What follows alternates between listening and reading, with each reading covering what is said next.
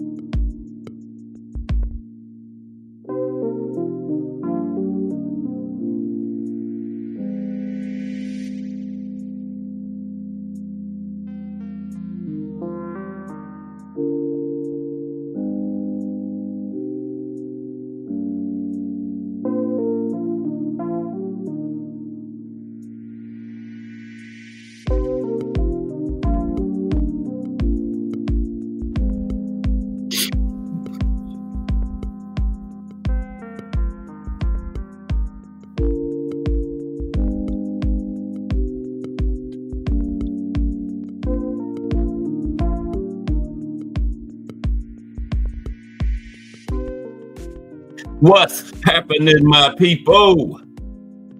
It's Cast Sports again, back for another afternoon with the family. Now, as usual, before I get started, let me give a shout out to the JBT community. It's just boxing talk. We're a group of people who just love to talk boxing. And we're always looking for others to join us. And you don't have to have a podcast. The only requirement is you just have to love to talk boxing. That's all. Boxing is the greatest sport of them all. That's why we love it. Can't get enough of it. And you know what time it is. If it's Monday through Friday, 2 p.m., it's The Boxtorian, bringing you all that boxing history. Today, the life and career of Max Schmeling. Miss Cass, hashtag JBT. Hardcore Boxing News, hashtag JBT. D1, hashtag AWM, hashtag JBT. Thomas Hill, hashtag JBT. Defined RNE1. Melanin Queen 27. Salute to everyone and welcome to another episode of Cast Sports, The Boxtorian. How's everyone today? This is the Friday afternoon edition of Cast Sports, The Boxtorian. Booked up on another weekend. Got the big card tonight down there at the Scope, Norfolk, Virginia. The Davis brothers. Keyshawn, Calvin, and Keon. the youngest brother on the card. He's the biggest of the three. He's at junior middleweight. But ain't that's really something, you know. He's making his professional debut with his two big brothers on the card. That's got to be a big boost to him. You know, the nerves, the butterflies. Two big brothers right there fighting later. So that's got to be a big boost to Keon. And we're going to look at that card in a few minutes. But how's everyone? It's Friday. Still early in the JPT day. We done had some fire shows already and got some fire ones coming up. We done had Crush the Legend at 6 o'clock. That's a JBT, joint JBT TWT operation there. That's fire. F-I-Y-A. Fire. Then we had the Hangout. Judge Polo J was in session this morning. Remo took another L. Man. So if you ever need a lawyer, don't get Remo. You might as well plead guilty if you get Remo. He took another L. And then Cass Sports, the box story, and bringing you all of that boxing history at 2 o'clock. Just Do Boxing, The Voice, coming up at 4. That's who I'm warming you up for. And 8 o'clock p.m., we get BVO Monday through Friday now. No more Friday night hangout. Man, I missed that already, but we got BVO with the gang. D-Free, Prize Fighter, Crush the Legend. And then at 9 p.m., the Mighty Rise podcast. And it's Friday. The Angry White Men tonight at 10 p.m. D1, William Old School Rant. Don't miss that. 10 p.m. tonight, shutting it down for us because it's Friday. Then we're going to look at this card. And Max Schmeling today, we're going to close it out with the profile. German fighter. Had those two fights with Joe Louis. The second one was really iconic, man. Really it wasn't really a fight, an event. You know, Joe Louis got called to the White House and the president told him, I'm not trying to put no pressure on you, Joe, but the whole free world is riding on you winning this fight, but not trying to put no pressure on you. And Joe said, wow. And Joe already had pressure on himself, right? Because, you know, Max Schmeling beat him in 1936. And then in 37, Joe won the heavyweight championship, but he said he cannot call himself champion until he gets the rematch and beats Max Schmeling. So, you know, all kinds of pressure on Joe, but Joe didn't play with his food. Got Max out of there in the first round. And we're going to cover all that today. We're going to talk about Max in the International Boxing Hall of Fame, German fighter, you know, great boxer, Max Schmeling, yeah. And, you know, a lot of people didn't like Max because they associated him with the Nazis. You know, that was around World War II. Hitler and the Nazis were flexing their muscles over there in Germany. So people associated Max with them since he was German. But Max did not support the Nazis, never joined the party. But let me stop because I'm going to tell you the whole show before 2:30 gets here. Let me stop. Okay, let's talk about this fight coming up tonight, man. I'm telling you the show, and I ain't going to talk about it at 2:30. But everybody okay? It's Friday. Ready for the weekend. I've been on the week. The weekend is every day for me now. I was just waiting on the rest of y'all to get here, you know. But everybody's on the weekend now. Welcome. I've been on the weekend. Okay. But tonight, we got from the Scope in Norfolk, Virginia. And you know, Colonel Sweet Pea Whitaker was Keyshawn's idol, and he headlined the Scope many times, you know, from Norfolk. So Keyshawn is following directly in his idol's footsteps, headlining a venue that his idol headlined many times, the great Colonel Sweet Pea Whitaker, yeah.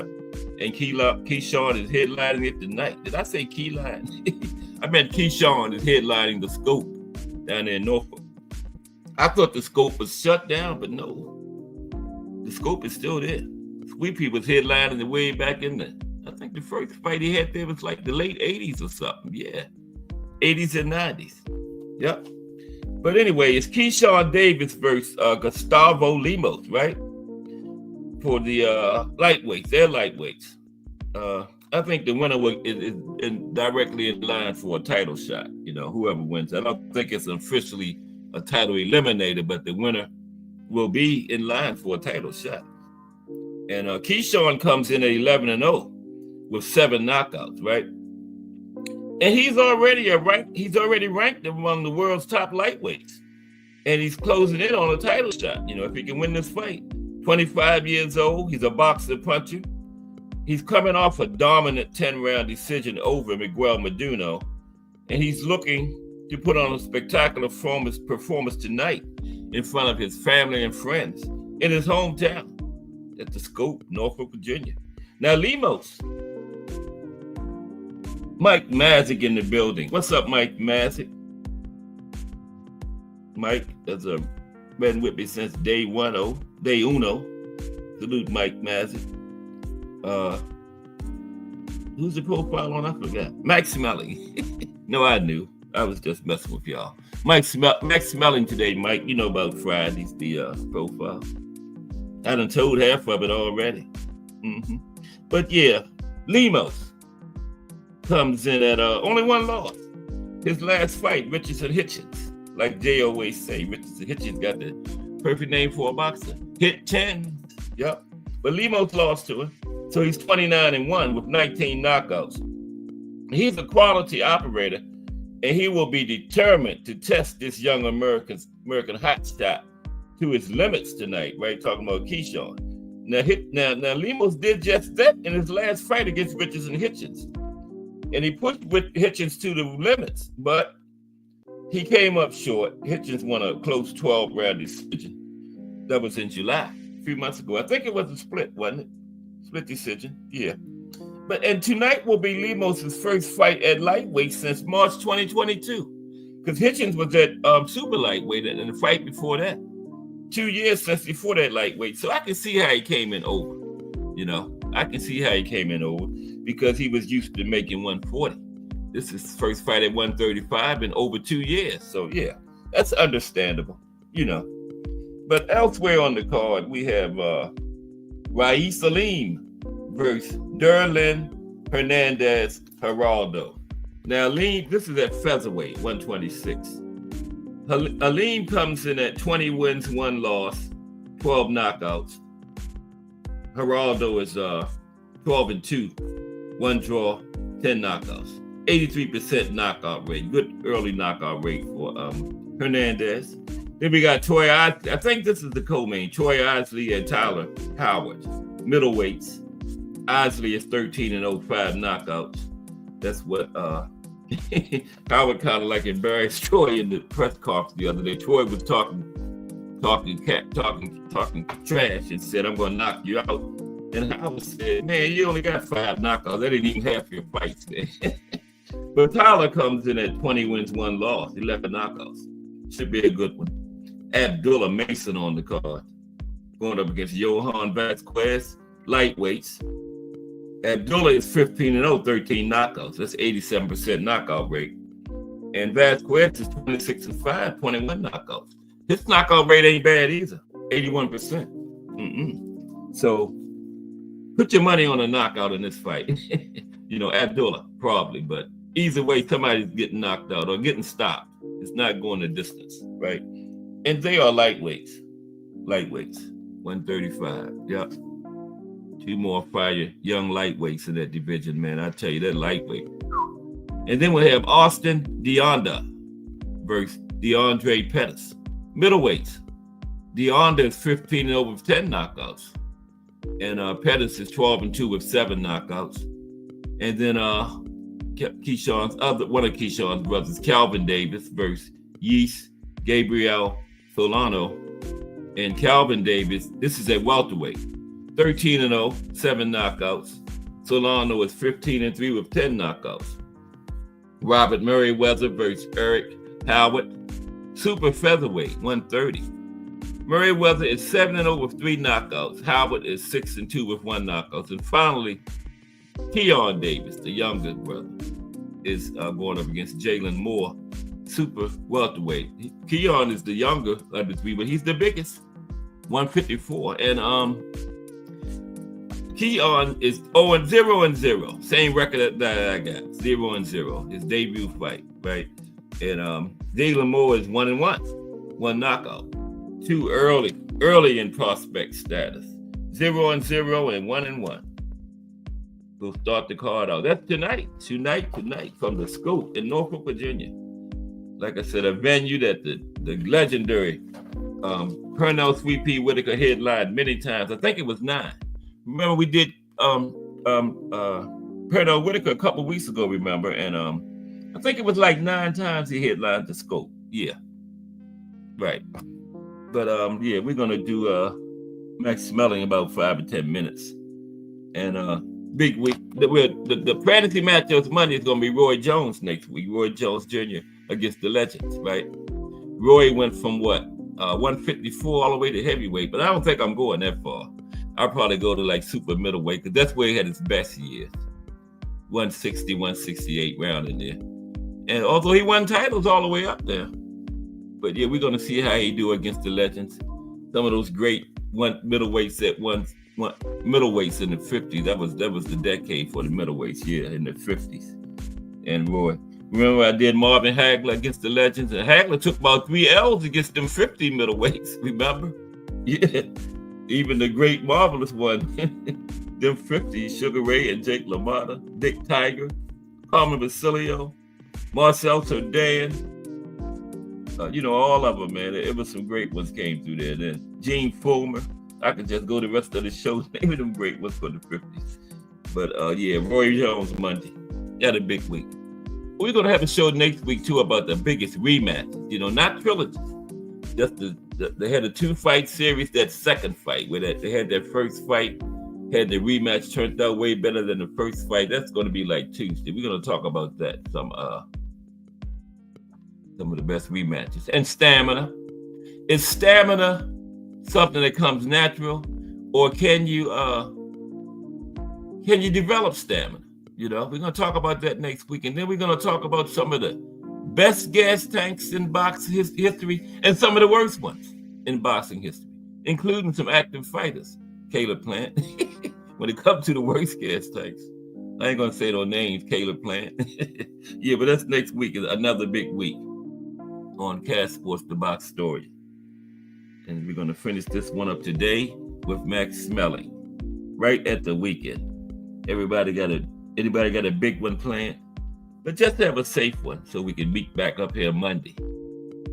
Because, Monday through Friday, 2 p.m., you know what's happening. The Box Story and bringing you all that boxing history. Remo in here yet? Because I want to get on him, but he took another. Oh, there he is. Let's talk fashion in the building. Oh, man, I was going to talk about your another L you took this morning. But, Remo, I really appreciate Remo, man.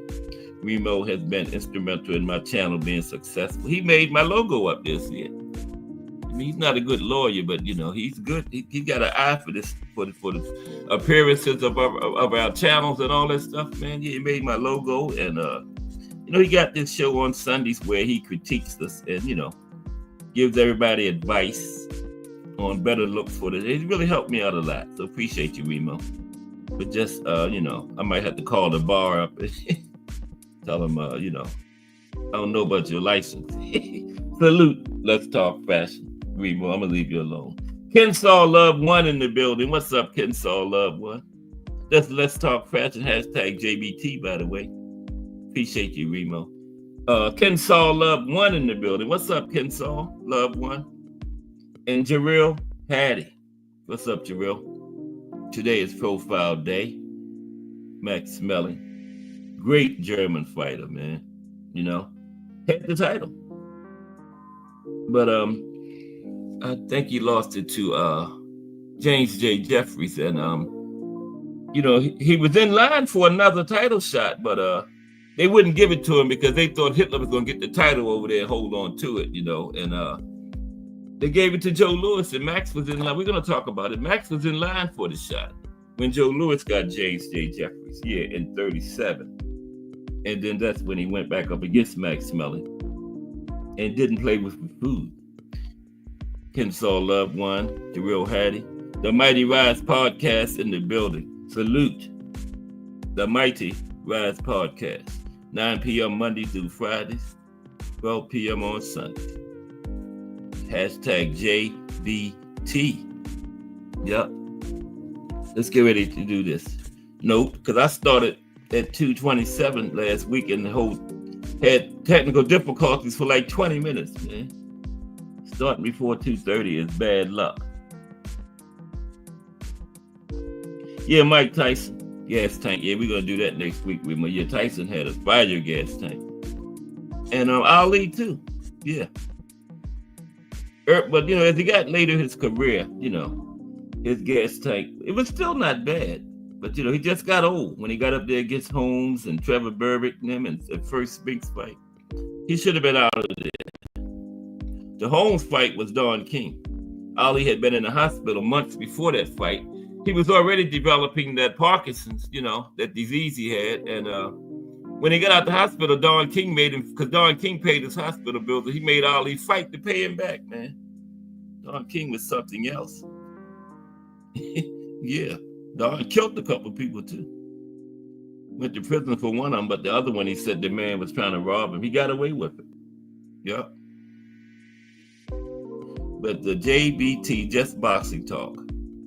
Still early in the day. We got a fire schedule left to go. I'm warming you up for Just Do Boxing. The Voice. He's coming at 4 o'clock, going to bring you that fire, unbiased, balanced boxing talk. Everybody gets to just do it, Just Do Boxing. Did y'all see Judge Polo J this morning? That is a fire segment. Every Friday at 8 o'clock. Yep. Old Court in the Hangout. Yep.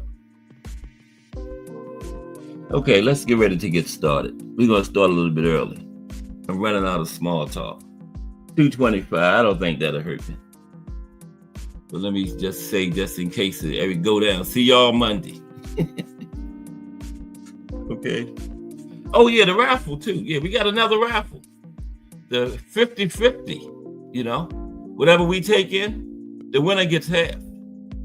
$5 for one entry, $5 for $20. And that block, that $5 for $20 is the way to go, because Michael Garner won the last one. He had 7 blocks. We had the block of 25 last time. He had 21 chances, and he won 2 out of the 3 prizes. So the block is the way to go. Okay, but get in it. It's the drawing is January 21st, the day of the heavyweight rematch between Usyk and Tyson Fury, right? And yeah, get in it. Just $5, $5 for $20. And who y'all think the fighter of the year is this year? I know we got a few more fights to go, but right now I think it's Daniel Triple D, Daniel Dubois, whatever his name is. You know what I'm talking about. Yeah, he done had 2 big fights this year. He stopped AJ, and I keep forgetting what the other guy's name was that he stopped, but he's had 2 big fights, Daniel. But if Usyk beats Fury in his rematch, he's got it. Okay, it doesn't matter what Daniel did. If Usyk wins this rematch, he's the fighter of the year. They're gonna give it to him, because he will be Fury's only 2 losses, and then he was the first 4-belt undisputed at heavyweight. So yeah, y'all agree with that? Usyk wins this rematch with Fury, he's the fighter of the year. I'm not saying he deserves it, but he's gonna get it. Ain't no way they don't give it to him, And I'm trying to figure out this other guy that Daniel fought, Triple D. I know he stopped. He had 2 good wins. He beat AJ, and I'm gonna tell you in a minute, the other guy. In the 5-on-5, remember? He was fighting for Frank, and he beat gave Eddie one of his 5. Well, Eddie didn't win none of them, so Philip Hergovic, remember? Yeah. So Philip Hergovic and AJ, that's 2 big wins.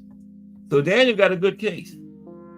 And if Fury beats Usyk, they might give it to him. But if Usyk wins this next fight, this rematch, he's got it. Yeah. Yeah, that's thank you, D1. Philip Hergovic. Right, that was him. Yep. 2 good wins. I would think it would be him. Abdullah makes it the prospect of the year, hands down. Now, one of the Emiliano Vargas had a good year too. One of Fernando's sons. Yeah, he had a pretty good year. Emiliano. I think Emiliano moved up to 140, didn't he? Wasn't his last fight at 140? I think. Yeah. But they'll give it to Abdullah. how many fights as he has this year. He's fighting tonight, remember? Right. Yeah, Abdullah's on that card tonight. But he's had like 10 fights this year. I think he did what he just turned pro last year. I believe he got 13 fights already, or 22. But he's at this is I don't know what I got it right here. Let me see. Then we're gonna start. Abdullah Mason. I just read it. Yeah. No, 15. 15-0. 15 fights. 13 knockouts. Yeah. Yeah, Abdullah is 15-0. Let me check something right quick, and then we're gonna start. It'll be 2:30 by the time I come back. Abdullah Mason. I'm the kind of person, every time I say something, I got to know the answer right then. So there I got to know how many fights when Abdullah turned pro. I got to know. How you spell Abdullah? A-H, Mason. M-A-S-O-N. Box rec. There we go. Abdullah turned professional. This phone is slow. Here we go. In 21. Okay, 21. So he got 15 fights, 3 years. About 5 fights a year. Yeah. Because, remember Mike Tyson had what? 15, like 14, 15 fights his first year. So let's go with today's show. Okay. The life and career of Max Schmeling. International Hall of Famer. Gave the Brown Bomber his first loss. Sure did. Yeah. And when he lost to Joe Louis, when he went back home to Germany, Hitler and his boys forced him into the army. He was so mad at him because nobody was supposed to be able to beat them Aryans. So when he lost, Hitler then made him go into the army. Lucky they didn't kill him. That's how they carried it, man, them Nazis. You lost to that colored Negro. Lucky they ain't kill him over there when he got home. Sorry. Okay, let's go. Let me stop. No more small talk left. The life and career of Max Schmeling. Yeah, the Aryans, Hitler thought they had the superior race and all that, and yeah. Just the second fight. We're gonna cover all of that. Let's go. Let's go with it. Max Schmeling. Come on, change to 2:30.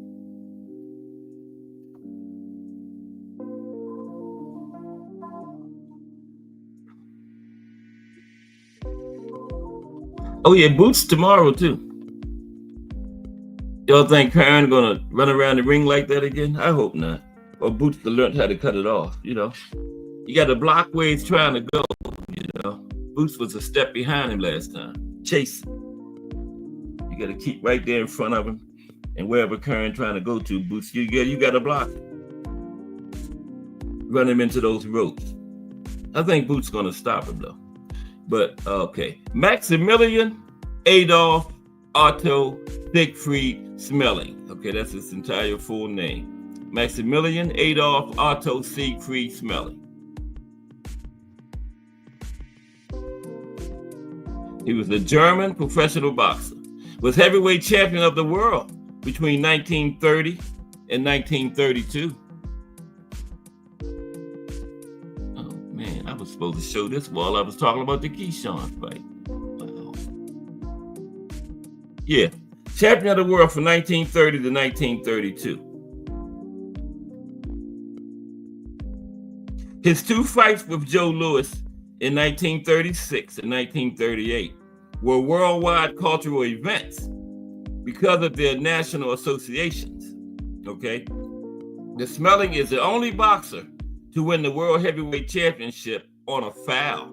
Yeah, we're going to talk about that with Jack Sharkey. Jack Sharkey hit him low and got disqualified. Only time a heavyweight fighter won the championship on a foul. Yeah. Now, starting his professional career in 1924, Schmeling went to the United States in 1928 and After a 9th round technical knockout of Johnny Risco, he became a sensation, right? He became the first to win the heavyweight championship at that time vacant by disqualification in 1930, after Jack Sharkey knocked him down with a low blow in the 4th round. Now, Schmeling retained his crown successfully in 1931 by a technical knockout victory over young Stribling. Then a rematch in 1932 with Sharkey. So Sharkey regained the title from Schmeling by a controversial 15-round decision. Yep, 15-round split decision. A lot of people thought Max won that one, but they gave it to Schmeling.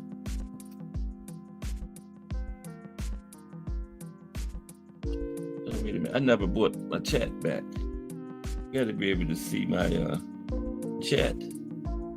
Excuse me for a minute. When I went looking for Abdullah's record,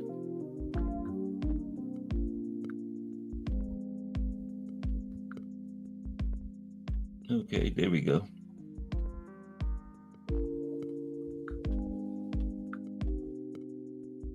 There we go.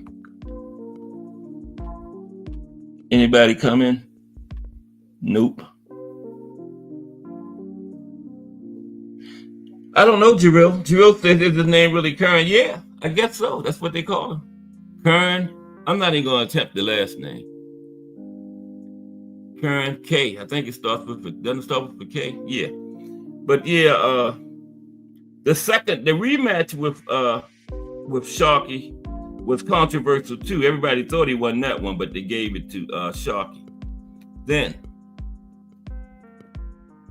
in 1933, Schmeling lost to Max Baer by a 10th round technical knockout. And the loss left people believing that Schmeling was past his prime. We're going to cover all these fights later too. We just touching on them briefly now. Meanwhile, Adolf Hitler and the Nazi Party took over control in Germany, but Schmeling never joined the Nazi Party. That same year, he married Czech film actress Annie Andra. In 1936, in their first fight, Schmeling knocked out America's rising star, Joe Louis. Okay? And that made him the #1 contender for Jim Braddock's title. But instead of Schmeling getting it, Louis got the title shot and knocked Braddock out to win the championship in 1937. And then Schmeling finally got a chance to regain his title in 1938 in the rematch with Joe Louis. But Louis won by technical knockout in the first round. Okay? Now we're going to go deeper into these in a minute, but we just touching briefly on his career right now. Now, during World War II, Schmeling served with the German Air Force, right, as a paratrooper. After the war, Schmeling, he mounted a comeback in boxing, but he retired permanently in 1948.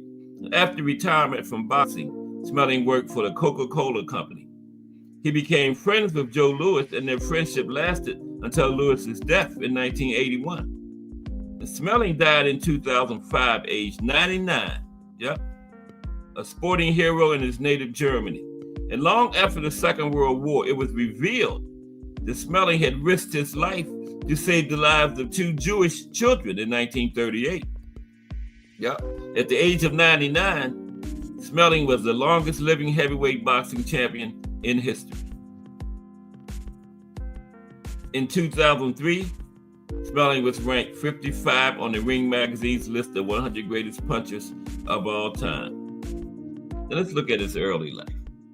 Let's look at Schmeling's early life, okay? Ray Patterson, straight out of New Jersey. What's up, RP? How you doing today? The life and career of Max Schmeling.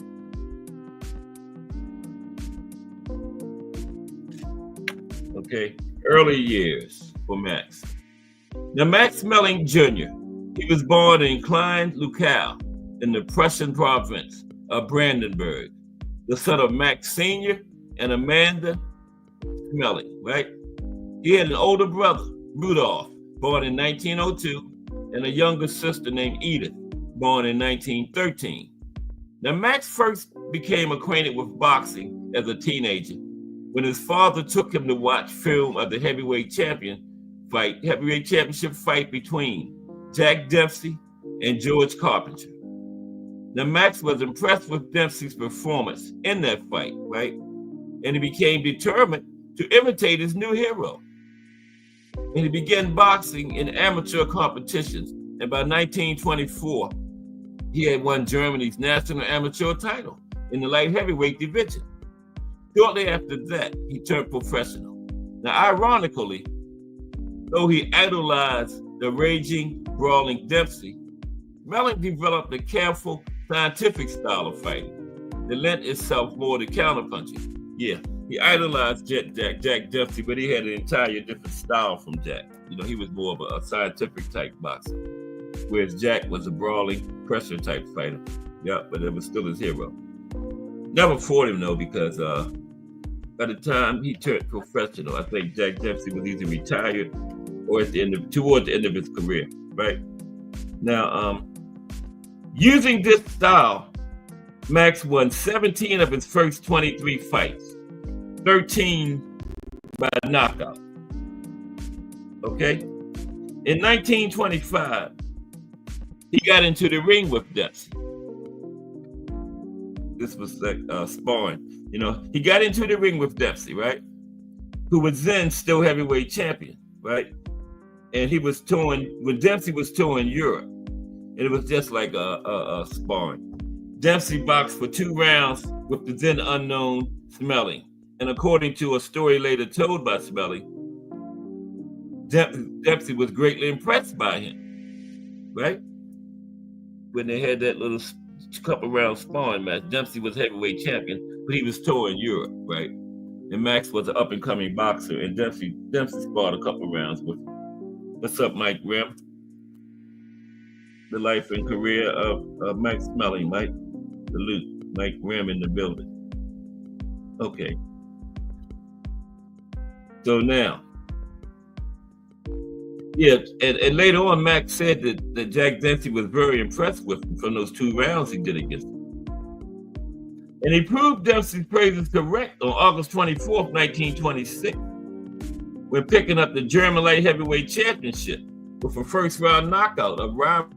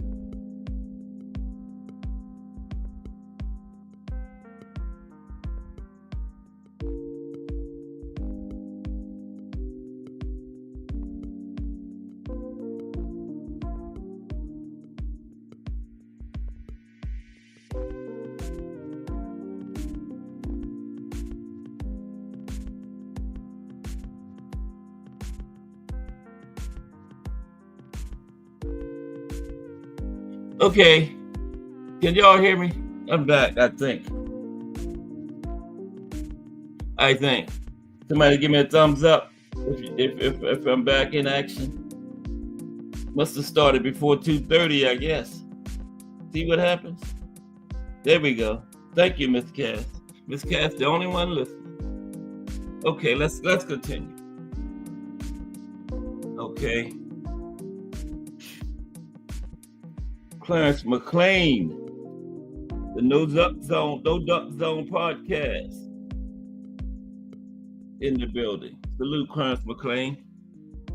We're just doing a little profile on the German boxer Max Schmeling today. Thank you, Melanie Queen 27. Let's continue, okay? Had just had some Wi-Fi problems, but we're back. Yeah, he just won the German heavyweight championship, so now he's come to the United States to compete, right? Moving on to bigger and better things. Now, he arrived in New York City for the first time in 1928, right? He was hardly noticed by the American fight circles, okay? Now, considered a stiff European fighter who had padded his record against German and European unknowns, he was given few opportunities to prove himself until he hooked up with American manager Joe Jacobs, right? Now, Schmeling's debut in America took place at Madison Square Garden with an 8th round knockout of a fighter by the name of Joe Monte, who was not a top flight heavyweight, but nonetheless, he had been in with some tough competition, right? 2 more wins led to a fight with Johnny Risco. Okay? There's him and Johnny Risco right there. Now, Johnny Risco was one of the biggest names in the heavyweight division at that time. Okay? So he was somewhat beyond his prime when Max fought him. On February 1st, 1929, Schmeling floored Risco 4 times with his right hand before the referee stopped the fight in the 9th round, handing Risco his only loss by TKO in his career. And Risco was way up there in his career at that time, you know? This was Max's first big name competition, and he stopped him, gave him his first TKO loss. And the surprised crowd in attendance roared with appreciation. And the Ring magazine subsequently recognized this win as the fight of the year for 1929. Yeah. Now let's talk about when he became the low blow champion. Remember, I told you he was the only fighter to ever win the heavyweight championship on a foul. The low blow champion. Let's talk about that. Then he defeated the highly regarded Spanish fighter Paulino Escudén by a 15-round decision at Yankee Stadium later that same year. He was regarded as the foremost young contender in the division after that. Remember? Just like a year before that, earlier that year, they wasn't even considering giving him fights. And when he beat Johnny Risco, a couple more fights, now he was one of the top young contenders in the heavyweight division, right?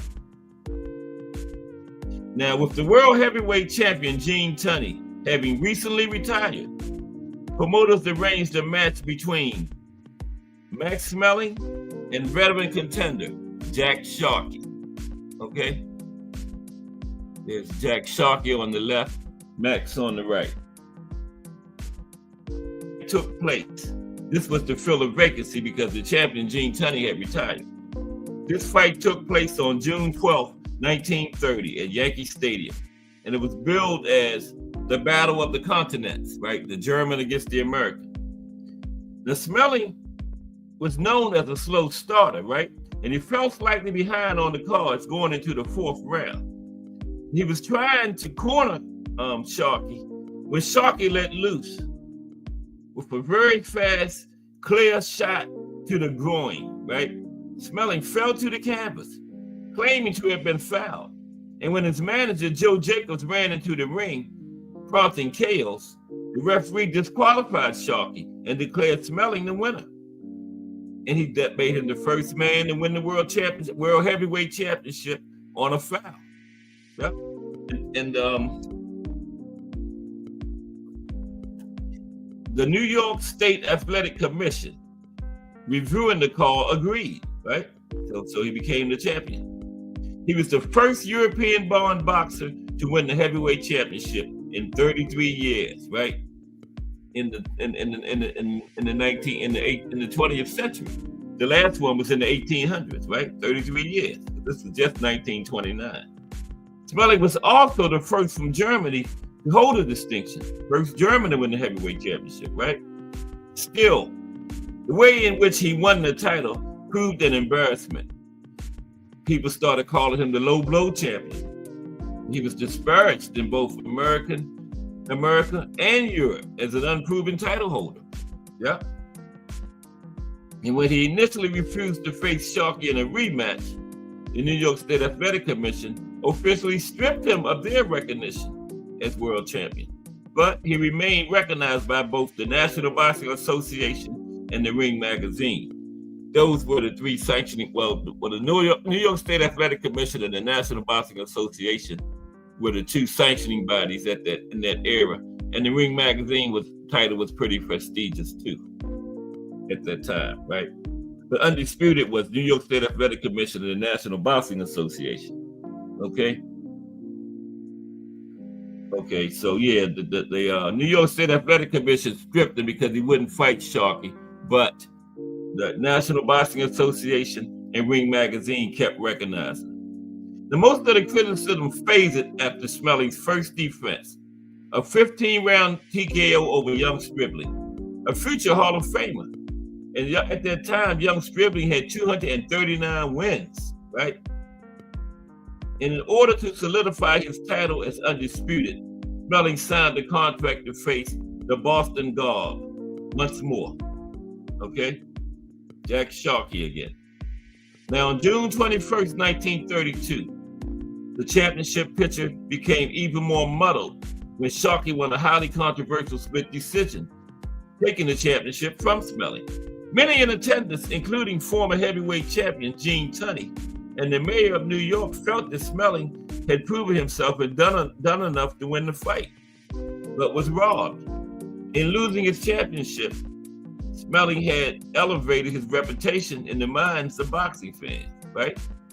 Even though he lost, people started looking at him differently, right? Because they felt he beat Tunney for the third time. Now, Walker and Bayer. Okay, next fight is against Mickey Walker. Okay. They called him the something bulldog. It's gonna come up. When Schmeling faced Mickey Walker, future Hall of Famer who had recently held Sharkey to a draw, many felt Walker deserved the fight, right? They felt Walker deserved to win that fight, but they gave it a draw to Sharkey. Sharkey got a lot of gift decisions. It was thought that this fight was for the real heavyweight championship between Walker and Schmeling. Now, Walker, a former welterweight, was a popular slugger who had won championships in two divisions, but was considered at a size disadvantage against Schmeling. Now, though Walker took the lead on points, Schmeling dealt out a beating as the fight progressed. After 8 rounds, Walker's corner threw in the towel. Now, confirming Schmeling's status as the leading heavyweight in the world.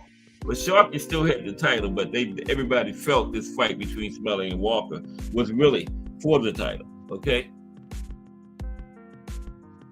Now, with the coming of 1933, however, Schmeling's image in America began to take a decided turn. In 1932, the Nazi Party became the most powerful political force in Germany, and its ideologies, voiced by party leader Adolf Hitler, overflowed with anti-Semitic tendencies. Major American cities such as New York had large Jewish populations who worried over what the party could mean for people of their religion in the future, right? And Schmeling, because he was German, was viewed as an extension of Hitler's plans for world domination, right? That's what I was telling you earlier. Everybody didn't like him because he was German, but he didn't support the Nazi Party, right? But he was German, people still was against him. So now, His next fight was Max Baer, right? Max Baer had Jewish ties. Okay.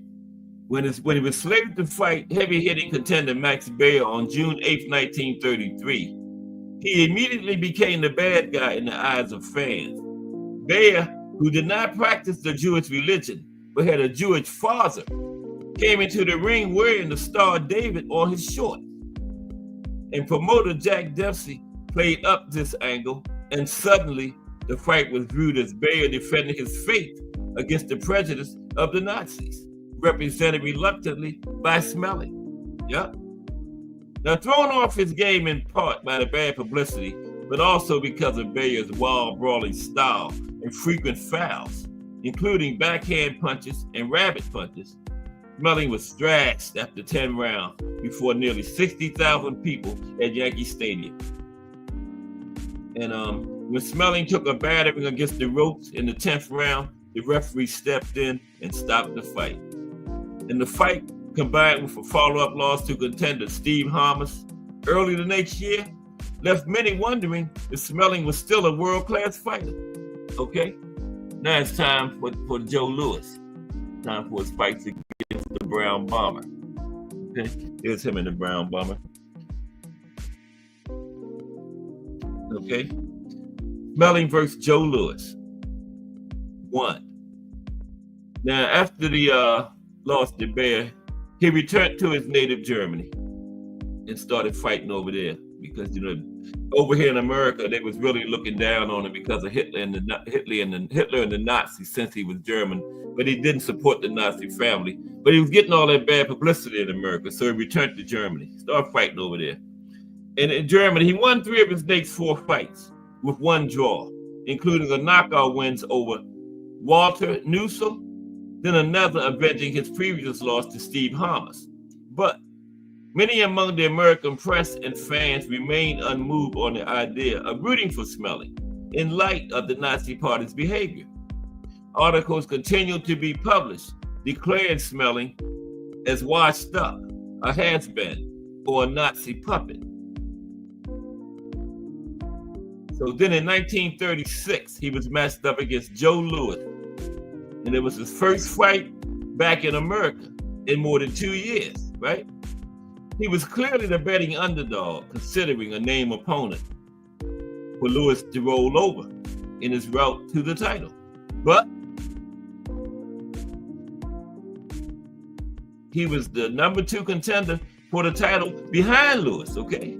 Now, prior to the fight, Schmeling carefully studied film on Joe Louis, right? Dissecting apparent flaws in Louis's game.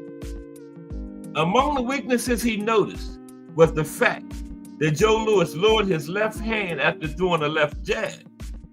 And in the ring during the fight, Schmeling exploited this subtle flaw to his own advantage, countering nearly every time Louis threw the jab, Schmeling countered him with his best punch, the right cross.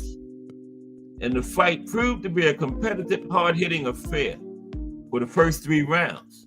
But in the 4th round, a counter right from Schmeling dropped Louis for the first time in his career.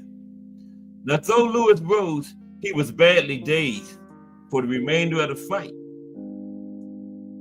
And for the next 8 rounds, Schmeling battered Louis, often standing toe-to-toe with him, with the vaunted puncher, and outlanding him, landing that same right hand to the jaw repeatedly. In the 12th round, he sent Louis down to the mat one more time, and this time, Louis did not beat the count. He was counted out, and Schmeling had scored the most talked about sports upset of the year. Yep. He beat Joe Louis 1936.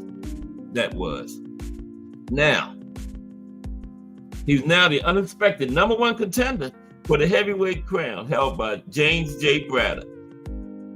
Now, Schmeling looked forward to his chance to become the first fighter to regain the world heavyweight title by winning the fight with Braddock that had been scheduled for that September.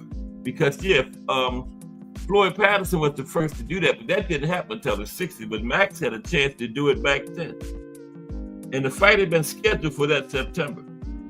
but the fight was postponed when Braddock injured his hand in training.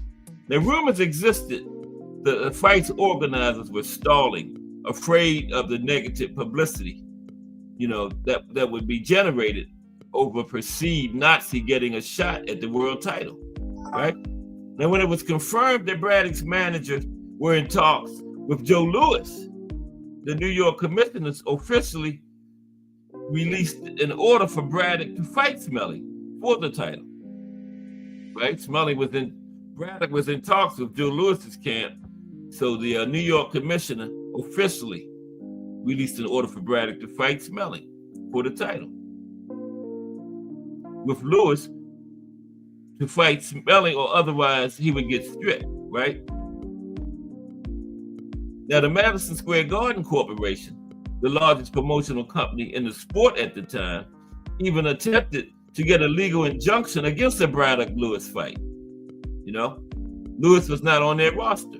But nonetheless, in February 1937, Schmeling received the news that the championship had indeed been signed. Braddock against Louis, right? And a furious Schmeling protested, but to no avail. He was forced to watch from ringside as Louis knocked Braddock out and gained the championship. The Schmeling was supposed to get, yep. Crush the Legend in the building, hashtag TWT, the winning team. What's up, Crush the Legend? How are you today? Talking about Max Schmeling. The life and career of Max Schmeling. He just got screwed, he was the number one contender, but they didn't want he was German and everybody associating with the Nazis, so they didn't want to give him the title shot. So they gave it to Joe Louis instead. Now, sorely disappointed and convinced that he would never receive his chance at redemption, Schmeling fought just once more in America, an 8th round knockout of future contender Harry Thomas, before returning to Germany, right? Now, in his native Germany, Schmeling was regarded as a hero and promoted by the Nazi propaganda machine as a perfect example of German supremacy over the rest of the world by virtue of his defeat of the current champion, Joe Louis, right? Because remember, now Joe Louis was now the champion because James J. Braddock wouldn't fight Schmeling, and Louis beat Braddock. But Schmeling had beat Louis earlier, so the Nazis were really playing that up as propaganda. Like, yeah, we are supreme because our guy beat the current champion, and they wouldn't give him a shot, right? And the German government ordered parades and rallies in Schmeling's honor. He became a friend to Hitler and other powerful figures in the Nazi government, and also a popular subject of newspaper articles and films. He continued to press for a chance at a rematch with Joe Louis. And in the meantime, padded his record against overmatched fighters, right? Ben Ford and Steve Dudas, over there in Germany.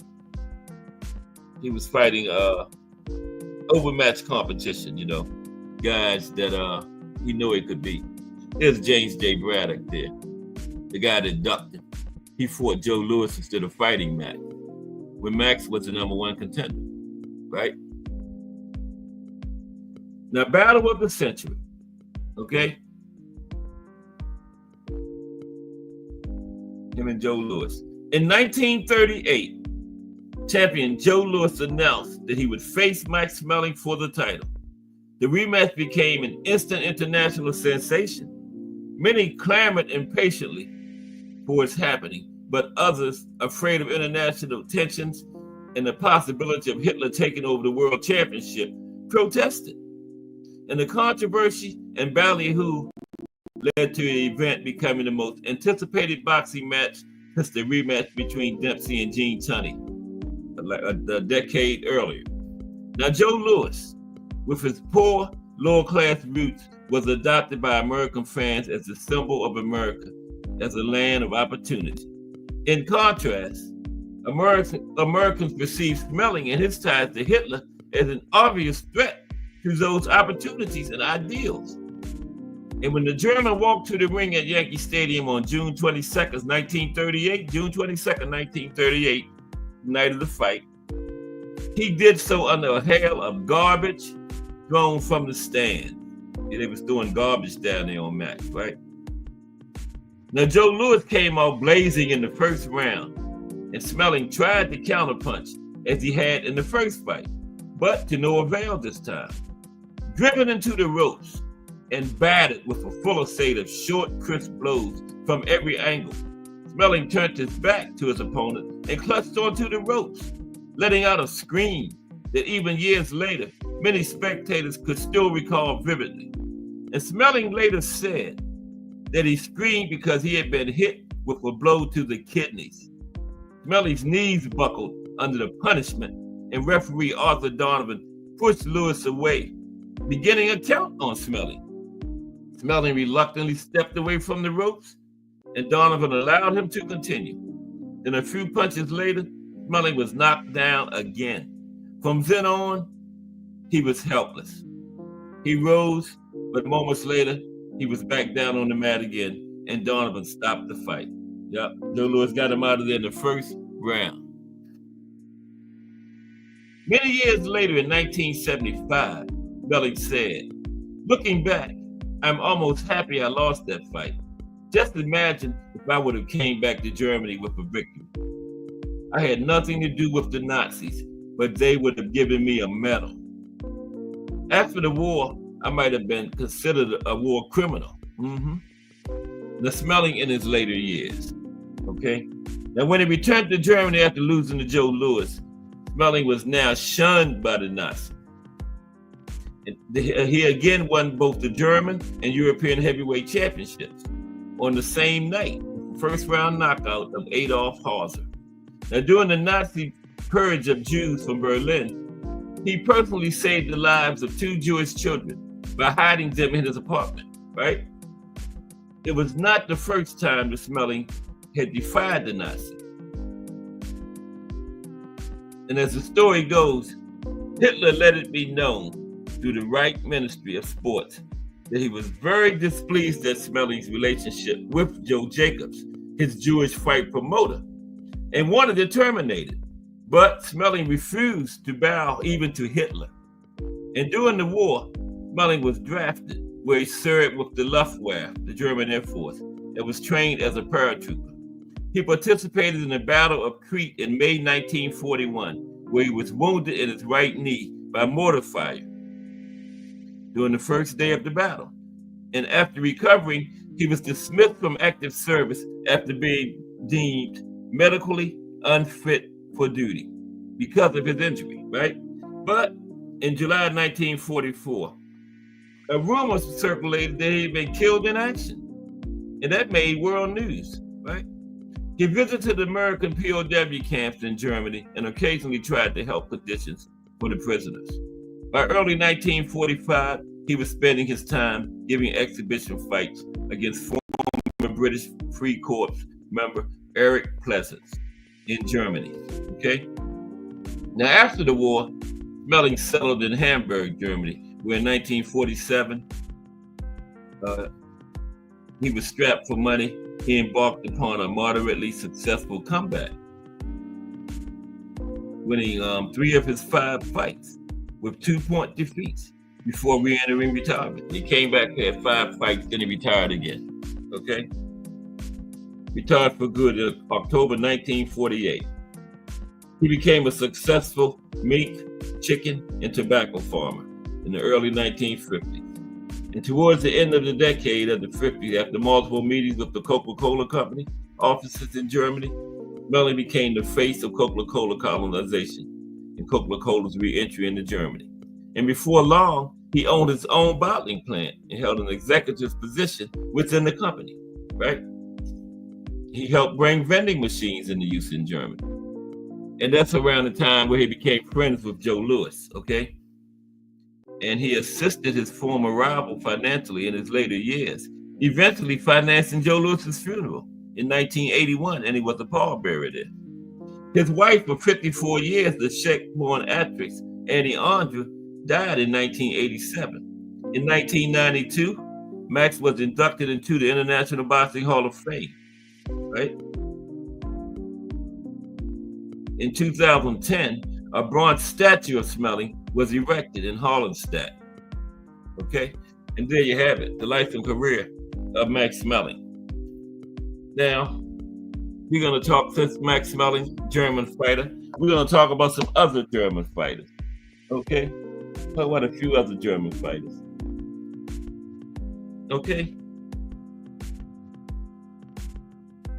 we're going to talk about a couple of other German guys, okay, German fighters. Hope everybody enjoyed that.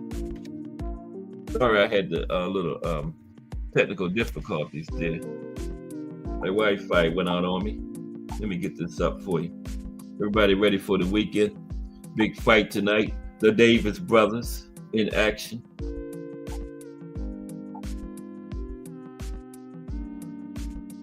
Like and subscribe, please. Appreciate it. Okay. Y'all got Keyshawn or Daniel Lemos? I got Keyshawn by decision. Yeah. I got Keyshawn by decision.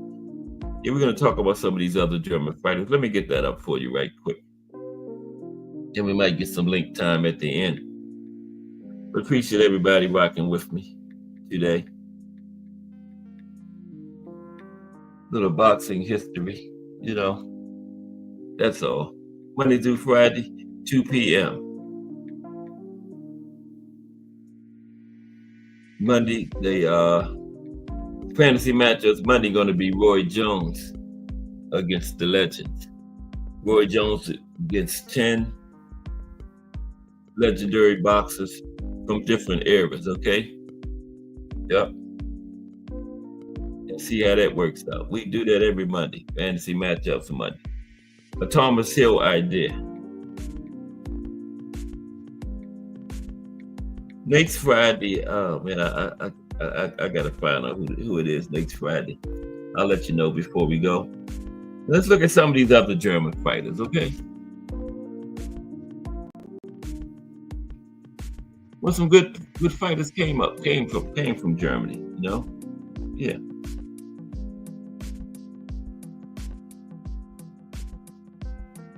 Okay. First, let's see who's first. First German fighter we're gonna cover is Felix Sturm. Might as well start with Felix. Felix was in the no, not Felix. It was another German fighter that was in the Super 6. But Felix Sturm, there's Felix. Okay. Felix had a record of 39 wins, 5 losses, 3 draws, 18 knockouts. He was a longtime world champion at middleweight. Came mightily close to recording an upset win over Oscar De La Hoya. He represented Germany in the 2000 Olympics in Sydney, Australia, losing to American Jermaine Taylor in his third fight at the Games. His professional career saw him reel off 20 straight wins, only for him to lose both his unbeaten streak and the WBO title at the hands of Oscar, who was awarded a unanimous decision on the scorecard despite landing less punches. And Felix Sturm won that fight, but what happened was they were trying to set up Oscar and B-Hop, right? Because what was a bigger money fight, Oscar and B-Hop or Felix Sturm and B-Hop? So they robbed Felix, but he really beat Oscar. Robbed him of his title and his unbeaten streak. I think he had won like 20 fights. His actual name is Adnan Tadic. He also held the WBA and IBF titles at 160 pounds before moving up to super middleweight. Okay, Felix Sturm. We're just talking about Max Schmeling profile ran a little short, so we're talking about some other German fighters. Okay, some other German fighters. Next is Karl Mildenberger. Karl Mildenberger. It's Karl. Now, Karl won 53 fights, lost 6. He had 3 draws and 19 knockouts. Karl Mildenberger. Okay. Oh, I think Jarrell's got Keyshawn. Jarrell's got Keyshawn. Okay, we're going to talk about it in a minute, Jarrell. Now, Carl Mildenberger held the European heavyweight title between 1964 and 1968, but he was from Kaiserslautern, Germany. He's perhaps best known for taking on Muhammad Ali in 1966. Yeah, Fort Muhammad. He was the first southpaw to fight for the world heavyweight title, though he was the first southpaw to fight Muhammad Ali for the world heavyweight title, but he found the greatest too much to handle. After being knocked down 3 times, he was eventually stopped in the 12th round. And when Ali was later stripped of his crown, Mildenberger took part in an elimination tournament organized to find a new champion. But his hopes of glory ended early with a loss to Oscar Bonavena in 1967. And the following year, both his reign in Europe and his career came to a conclusion when he was disqualified against English fighter Henry Cooper. Okay, that was we just talking about some German fighters. What's up, Technique? We did the profile on Max Schmeling today, Technique, and now it's over. So we're just talking about some other German fighters. That's all. Get a little time, then we're gonna drop the link. But I got like 10 other German fighters since Max was German. We had Felix Sturm, and we had Carl Mildenberger. Now we're going to talk about Marco Huck. Marco Huck is the next German fighter. There's Marco. No, that's not Marco. That's the same one, ain't it?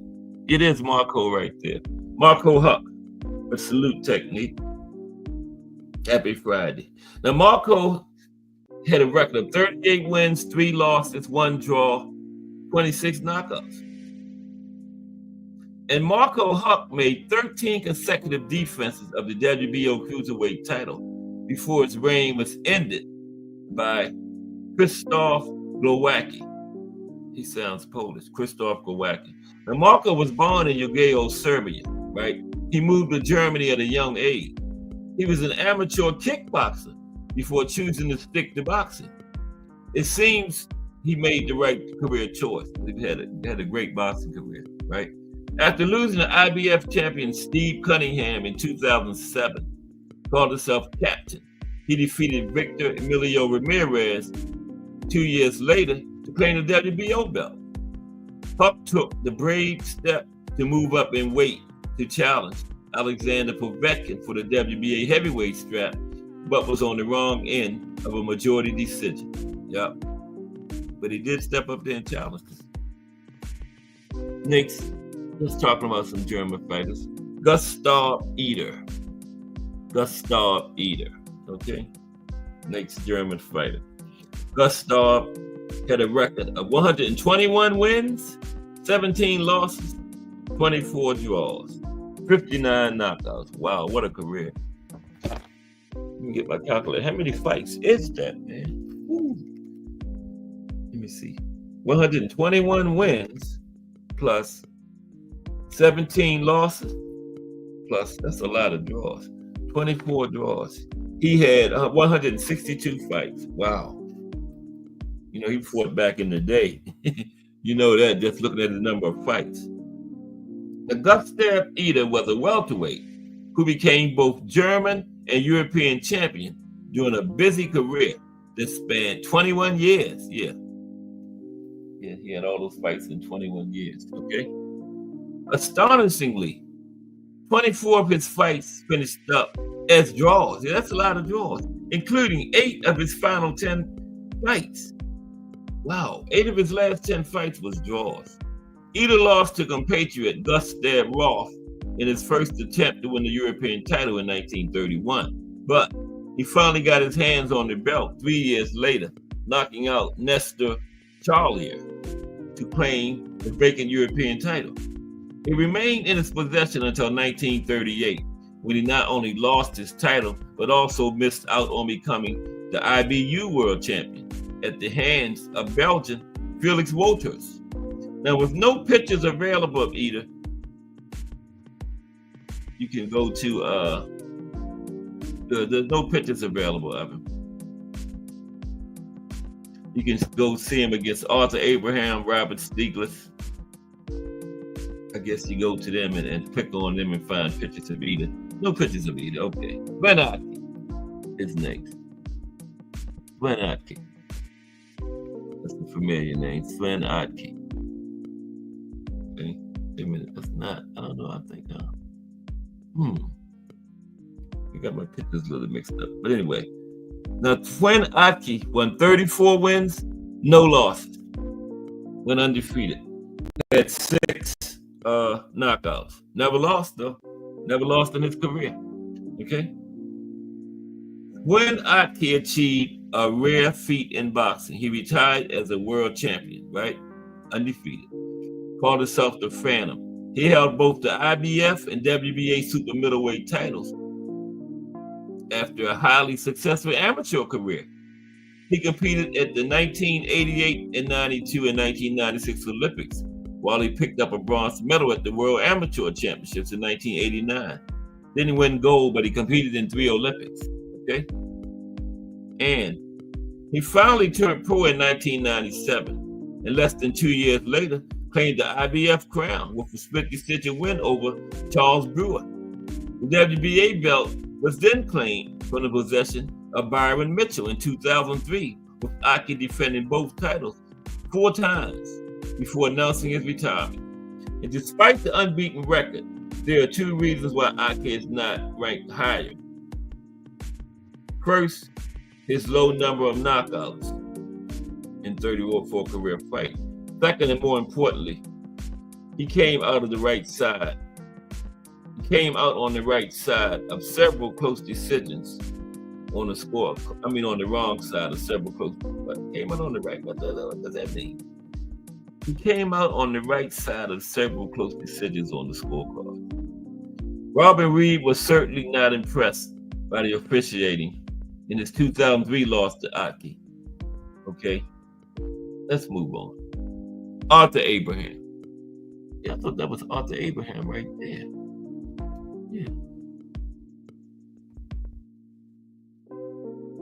Yeah, I think that's Arthur Abraham.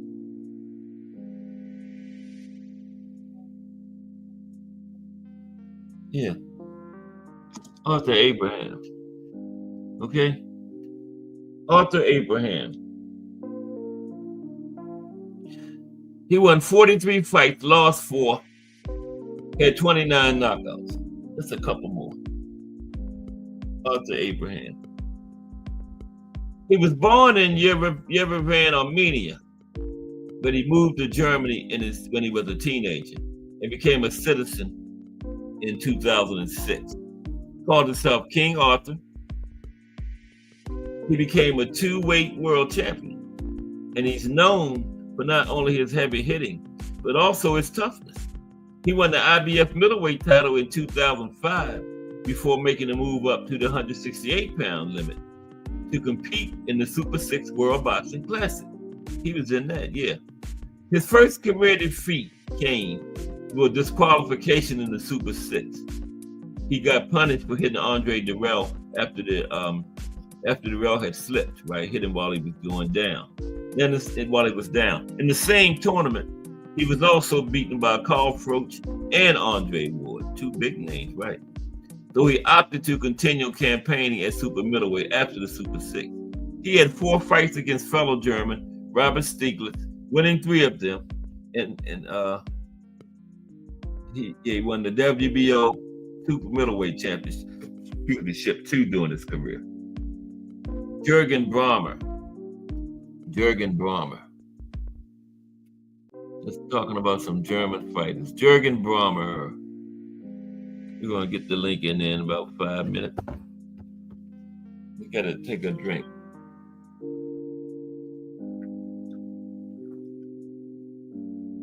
Ooh, that was good. I knew I was loud. That went down nice. Jürgen Bräumer.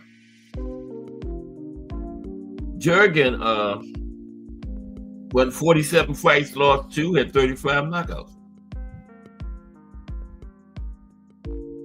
He had 100 amateur fights, lost just 5 times. And he continued his habit of winning when he became a professional. He was a southpaw, started out as a super middleweight, won the WBO, Intercontinental, and WBC international titles. He won his first 27 fights before he lost for the first time to fellow German Mario Wiet, right? But he had a rematch with Wiet and knocked him out in the 4th round, right? He was beaten by Hugo Hearn and Garay in 2008, right? But then he went on a 16-fight winning streak after that. Won the European and WBA light heavyweight titles, right? During his career. Jürgen Bräumer. Gustav Schultz.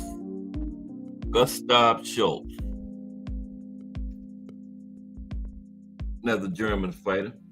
88 wins, 2 losses, 6 draws, 46 knockouts. He had one shot at a world title towards the end of his career. He lost to Harold Johnson at light heavyweight in 1962.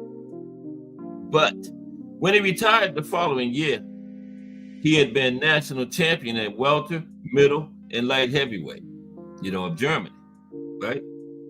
Had the German title at welterweight, middleweight, and light heavyweight. He was a southpaw too, from Berlin. Yep, and he claimed the European belt from Giulio Rinaldi in 1964. That was his last fight. Yep. We won 3 German titles. In his last fight, he won the European title. He was a popular sporting figure in Germany with his successes in the ring. Yep. What was his name? Gustav Schultz. Yep, Gustav Schultz. Next is Henry Mask. Oh, what happened? Yeah, I'm really lost. Okay, Henry Mask, I think. Henry Mask. Okay. Henry had 33 fights. Only got 1 loss. 31-1 with 1 draw. He was a gold medal winner at the 1988 Olympics in Seoul. I think it was in Seoul, South Korea, right? And he was unable to turn professional until the reunification of Germany in 1990. He also had a very successful amateur career. Okay. He won championships at the 1989 World Amateur Championships. Okay. He had moved up from middleweight to light heavyweight. He became IBF light heavyweight champion in his 20th professional fight, dethroning Charles Williams thanks to a unanimous decision, right? And it was in Dusseldorf, Germany, in his home. Charles came over there and got beat. And his reign lasted until from 1993 until 1996, when Virgil Hill took his title from him with decision back in Munich. Okay. Virgil went over to Munich. Okay. Just a couple more. Let's look at these real quick. Then we're gonna get some link time. It's 3:30, 2:30, 3:30. Yeah, 3:30. Okay. Bear with me. I don't know what happened, but I'm gonna find out. There we go. Yeah. We talked about Max Schmeling today, and I just went over a few other German fighters. Since Max was German, right? Just a couple of other ones was, I'm just going to mention their names, maybe their records. And then we're going to drop the link in there. Yeah, and Gerhard Heck, that was one of those middleweights from the 50s. Remember? It's not Gerhard. It's not Gerhard. I know what Gerhard looks like. He was one of those fire middleweights from the 50s. But anyway, we had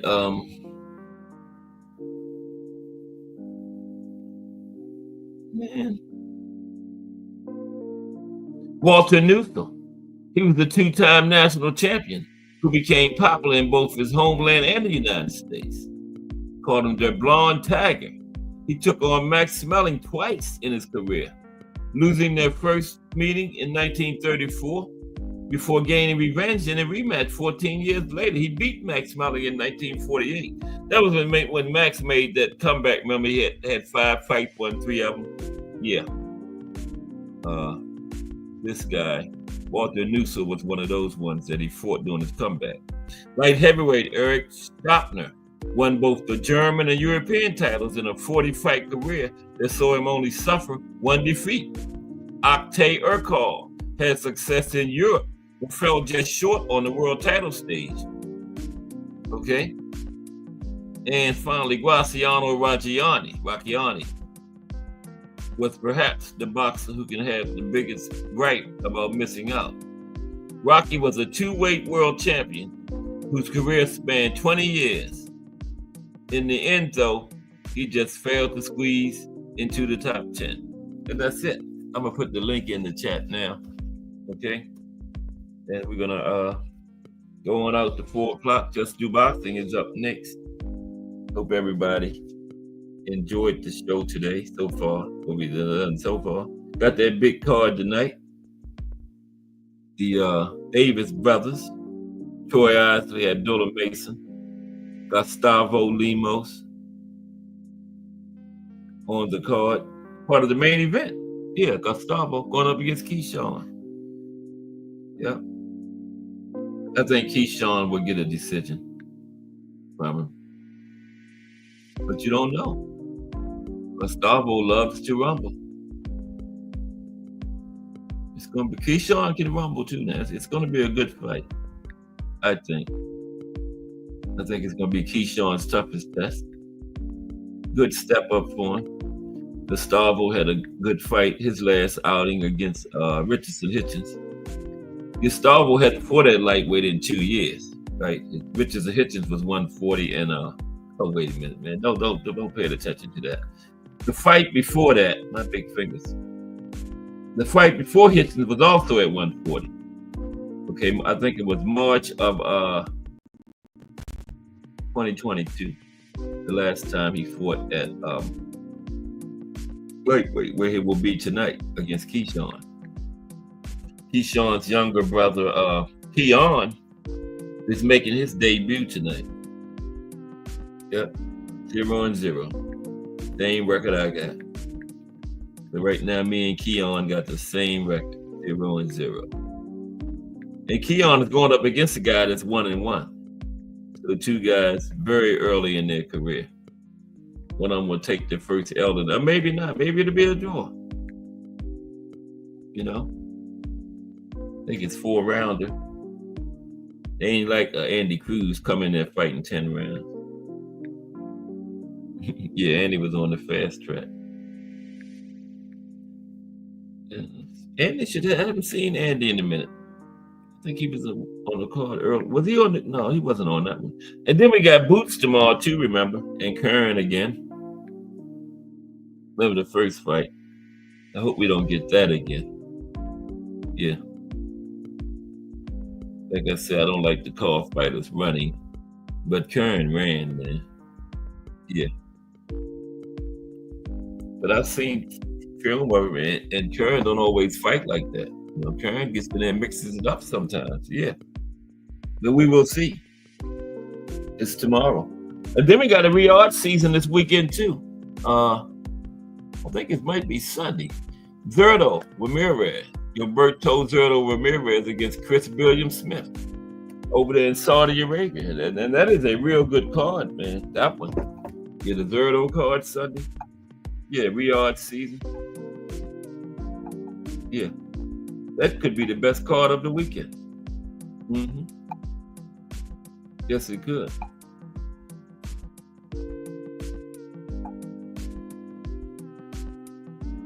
That should be a good fight between Zurdo and Chris William Smith, though. Mm-hmm.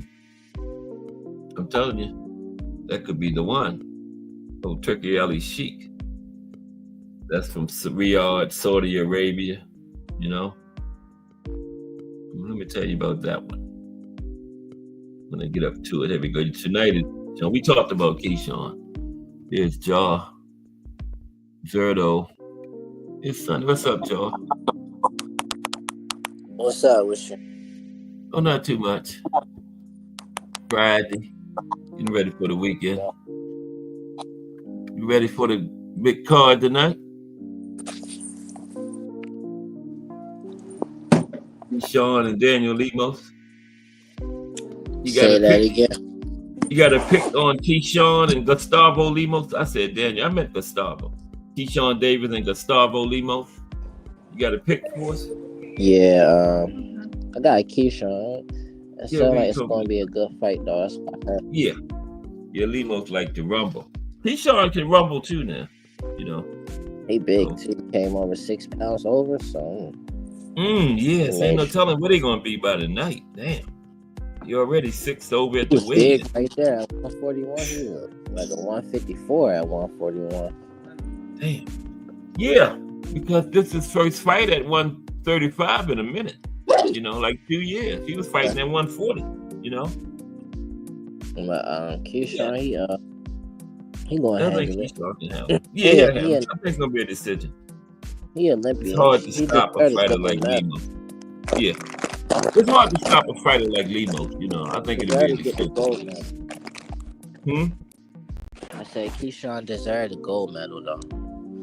Yeah, he got the silver, right? Yeah, I didn't see him in the Olympics. Did you see any of those fights in the Olympics? I didn't see none of them. Yeah, he did great. He did great every fight. Yeah, that was the COVID. And in the final round, he was getting headbutted a lot. But he ended up with the silver there. They hard on them Americans. I know he's going to be prepared for somebody like Lemos, and Lemos a game fight, so it's going to be a good show. Man, you know what? Subriel Matias fight this weekend too.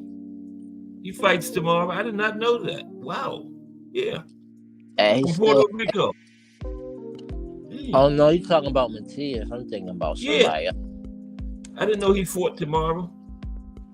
I didn't know that either. This would be his first fight since he lost his title. He just staying active, probably.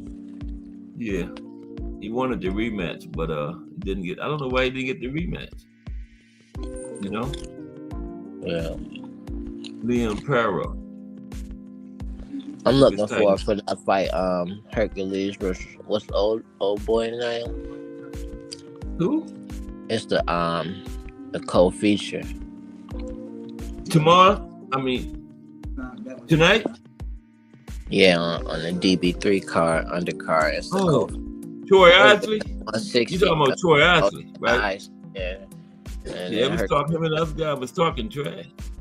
That's He's fighting Tyler Huntley. I think the guy named Tyler Huntley, right? Yeah, he ain't nothing. Tyler Howard. Yeah, I like it. They was talking trash in the final press conference. I think it was Wednesday or Thursday. Yeah. Yeah. Abdullah Mason on there. What fight he fighting? Well, how many rounds he fighting? Abdullah, 8. Oh, he's still fighting 8? You might as well go up some more rounds. Huh? He ain't get no challenge. Might as well try to challenge yourself. Keyshawn is 10. I heard somewhere Keyshawn was 12 rounds, but this thing say 10. I was looking at this other article said, or Sporting News said it was 12 rounds. You know, but I ain't sure about that. It's not a title eliminator, but I think the winner will be in line for somebody's title. Yeah. Keyshawn ready. Yeah. The whole squad ready. I know Calvin, he always in a tough fight, so all his fights be good. Yeah. He used to be on Pro Box a lot, remember? Yeah. Now the youngest one is making his debut. Keon, this is his first fight. Oh, this is his first one? Yep. He going up against a guy named Jalen Moore. This is only his third fight. I thought he was already. I watched him. I did some research on him. And I'm like, oh, he nice. He a game fighter now. He the biggest one too. Junior middleweight. He big. Keyshawn got the youngest, but he the biggest. He's bigger than his older brother. Yeah, junior middleweight. Calvin is welter. I like this Calvin, guy. you're right. He always be in toughness. Yeah, But he they all always. got Bomac, you know. Yeah, but man, he really fighting. You know, he getting there. He got a good shot for trainer of the year because his fighter's been active and winning this year, man. Bomac fighters have, you know. Did Who he he got? He We got a got lot of Bud and Keon. He got Troy Isley. All three of Keon and his two brothers, Troy Isley. Shakur did fight. But he don't got Shakur. No, Shakur got his grandfather. Who won trainer of the year last year? I can't even remember. Was it Bomac? I don't know. I don't remember neither. It was Bomac. Yeah, I believe it might have been. I think it was because Bud had got beat Earl last year. That was a big one for Bomac. Yeah. That feel like longer than last year. Like longer. I know.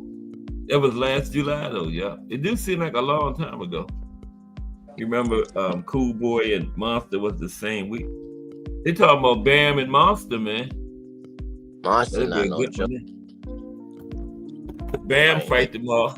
He said he willing to go up 2 weight classes and fight Monster. I would pick Monster in that one against Bam Rodriguez. Yeah.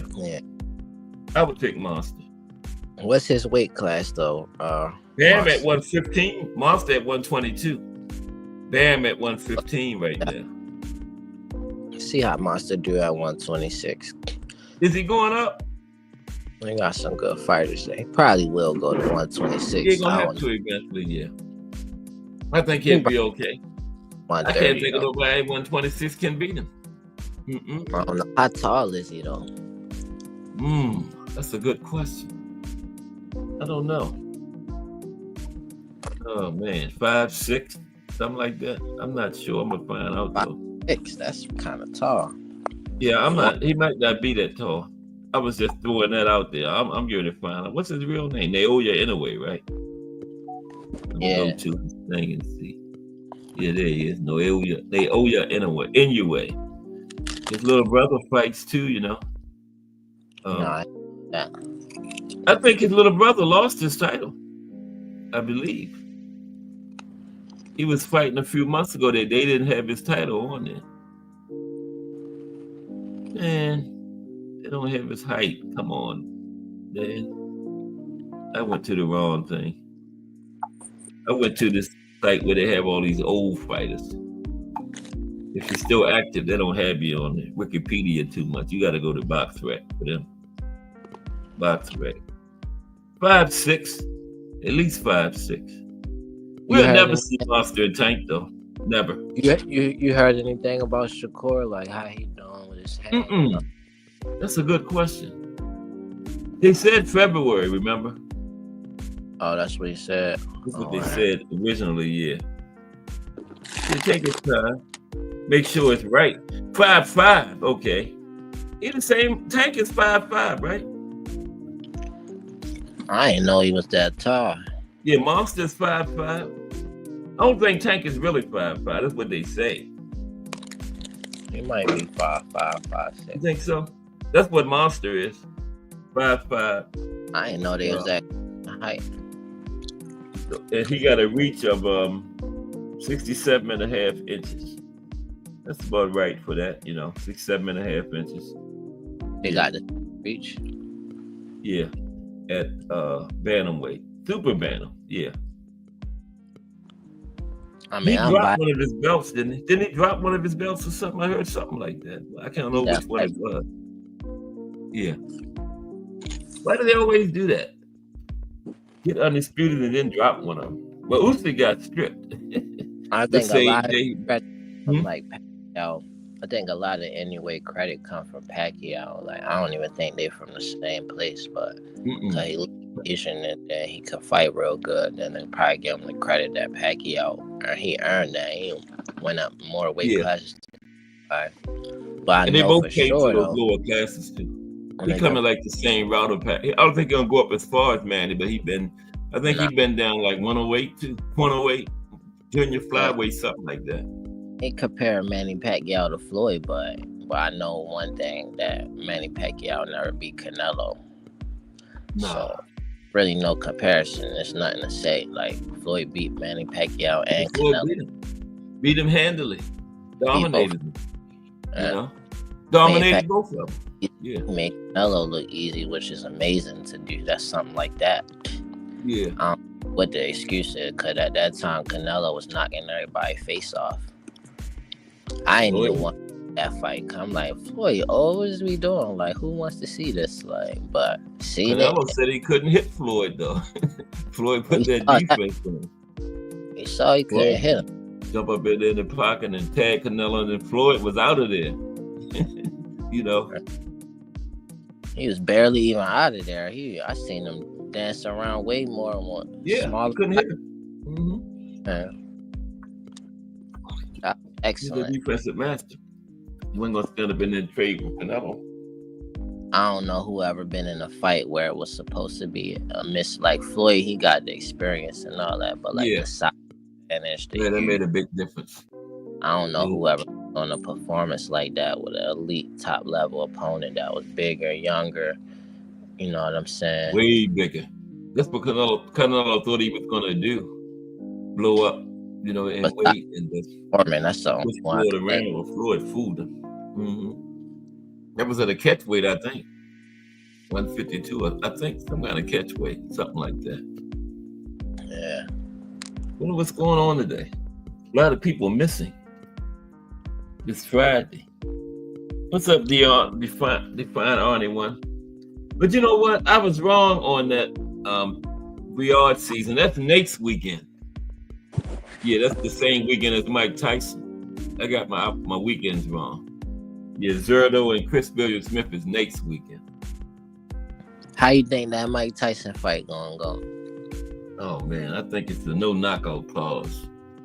They're not picking a winner, right? It's just like Floyd and his brother. They're just gonna go like 8 rounds or something, and then like it's an exhibition, I believe. Is it a real fight or what? I don't know. I mean, it's gonna be hard not to fight with Mike Tyson. I seen Shaq fighting against Oscar De La Hoya. That was hilarious. Shaq. Oh my god! Shaq out his knees, he's the butt. Yeah. That was a fight though. It was an exhibition, but it was still Shaq against Oscar. It's still Mike Tyson too. You know, 8 rounds against is a lot. That's a lot of rounds against, especially as he started off fast.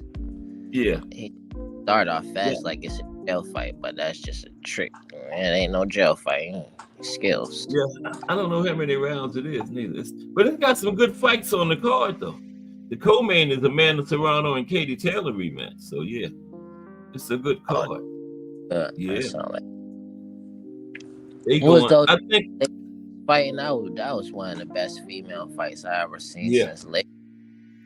Now you know Amanda got 7 divisions. I think that might be a number 8 for her if she wins. I never checked on that yet, but yeah, I think it might be.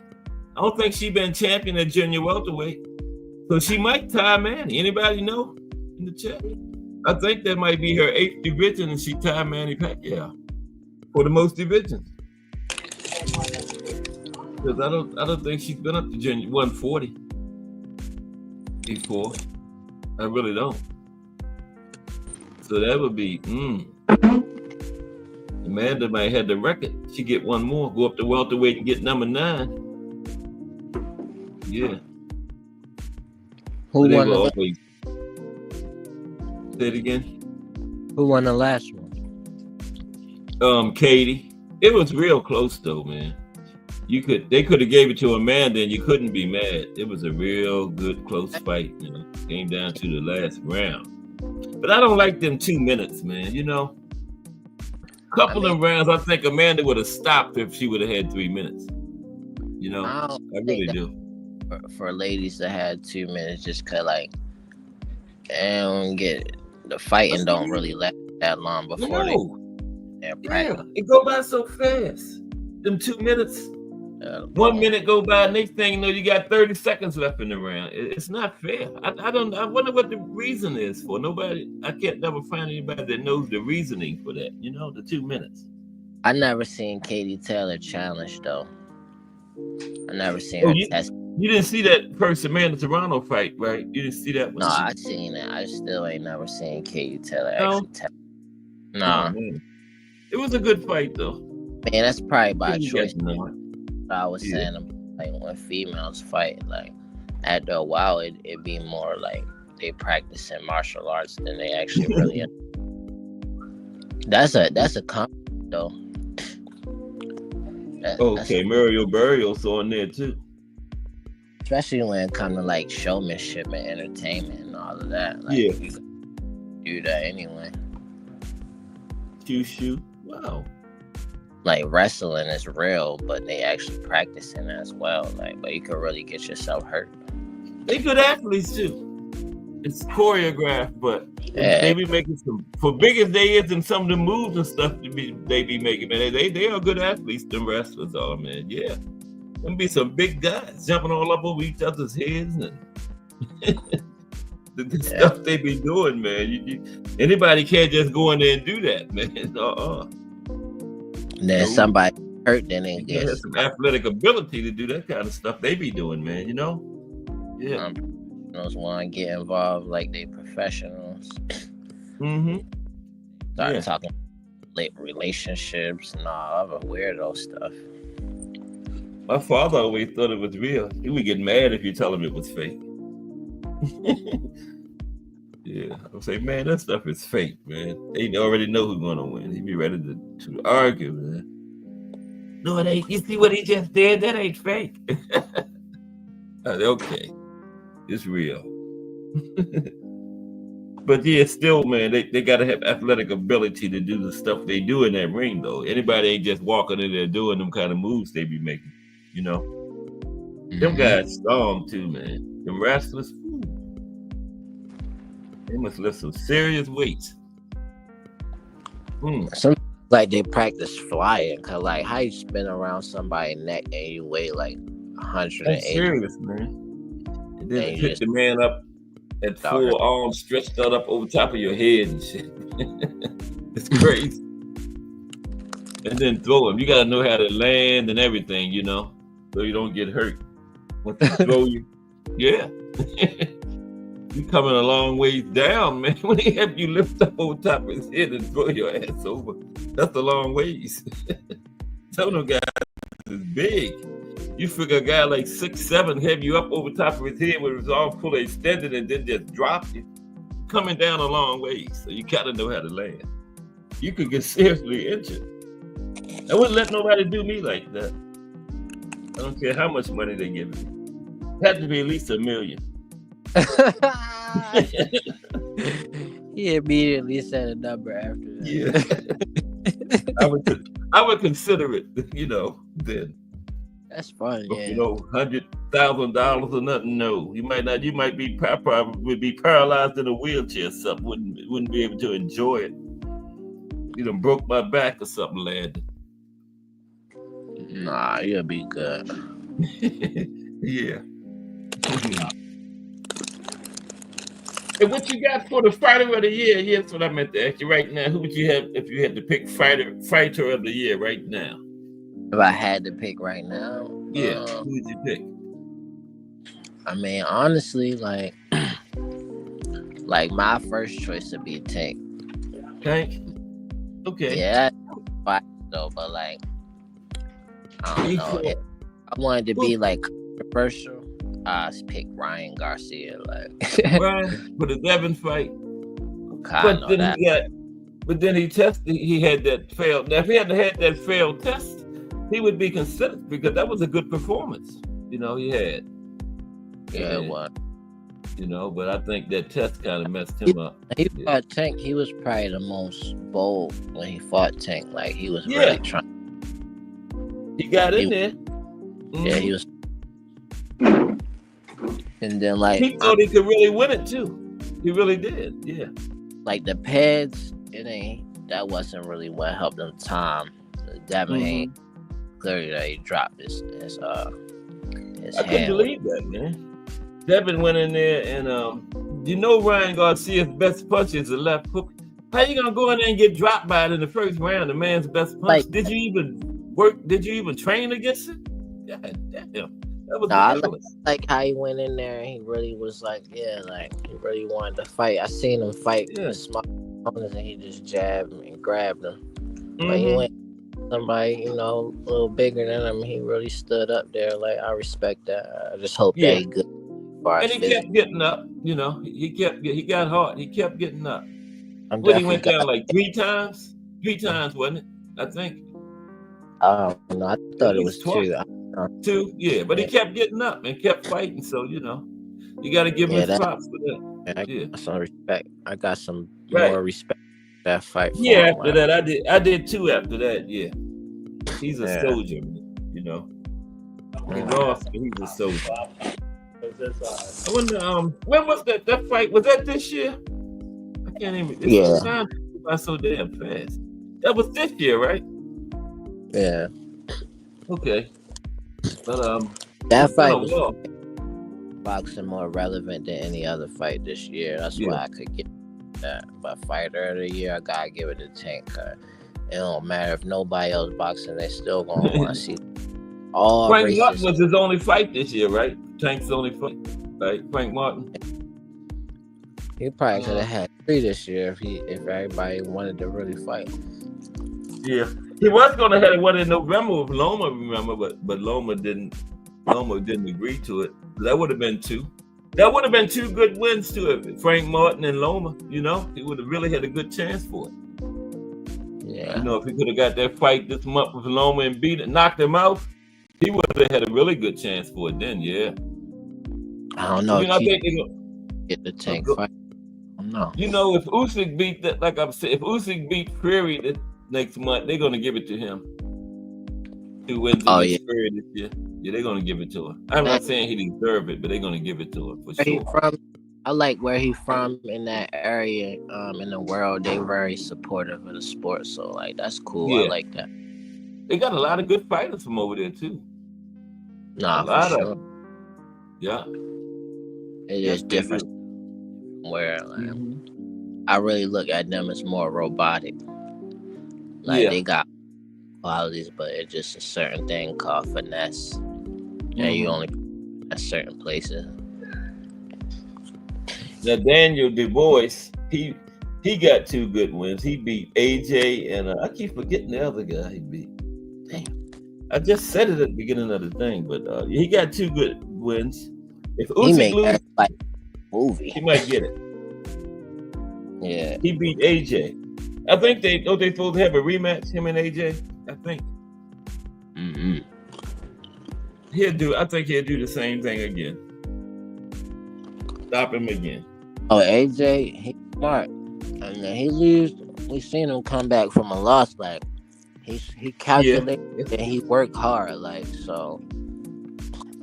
But everybody put all too much emphasis on him knocking out that MMA guy in the second round because he did so good against Fury, and then AJ just dominated him like that. Everybody just gave him too much credit. But that was the MMA guy making his second fight, and people forgot that. But yeah.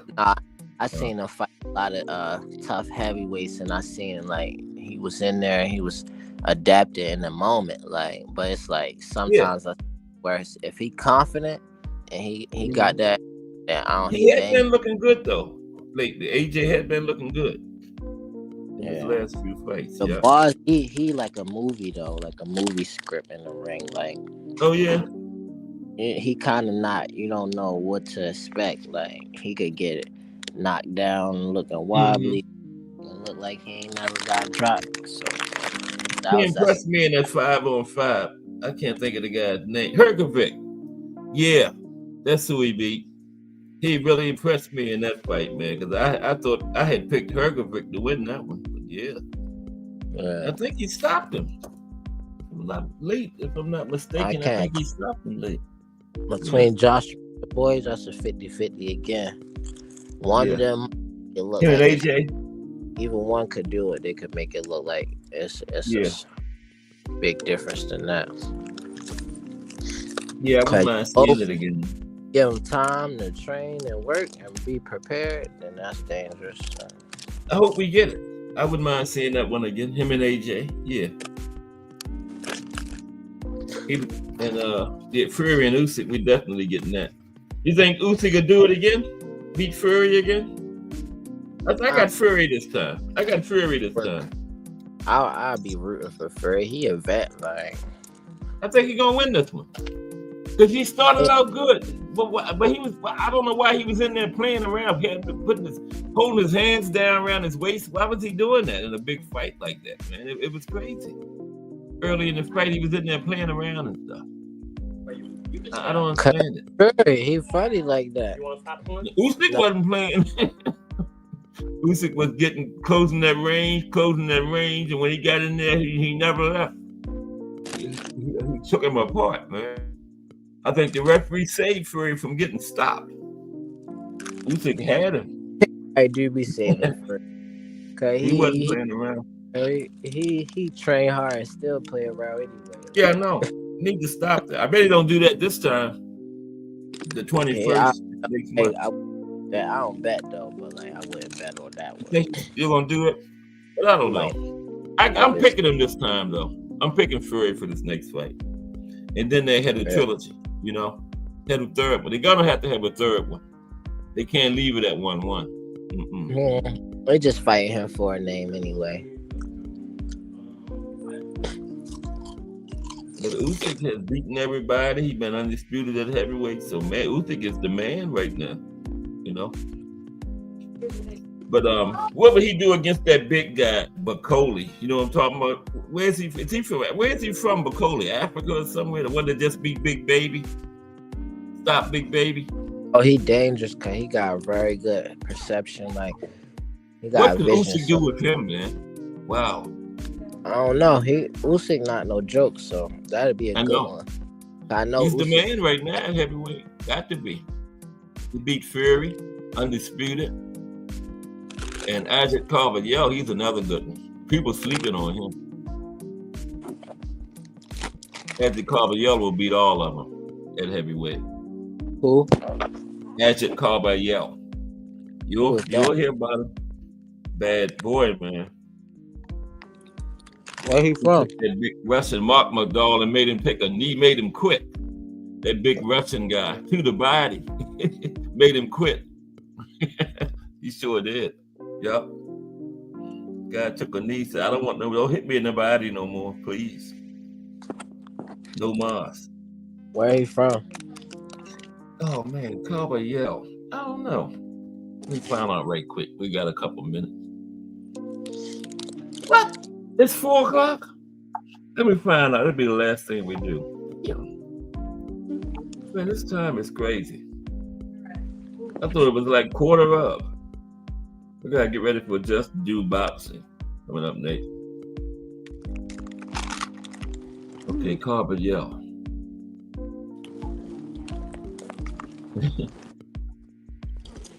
I'm typing all fast. Anybody know where Ajit Carver is from? I wish Ant would know. Ajit Carver, Oh, Germany. He's German.